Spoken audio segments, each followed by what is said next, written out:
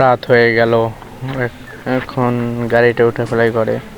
বৃষ্টি পড়তেছে, ও গাড়ি তো পুরাই ভিজে গেছে। তাড়াতাড়ি বাইরে যেতে হবে, বাইরে গিয়ে গাড়িটা উঠাইতে আসি। কিন্তু আমার গাড়িটা দেখতে পাচ্ছি না তো, গাড়িটা দেখা যাচ্ছে না। তো এই যে দেখা গেছে গাড়িটা, এখন গিয়ে এই ঘরে উঠে ফেলবো গাড়িটা।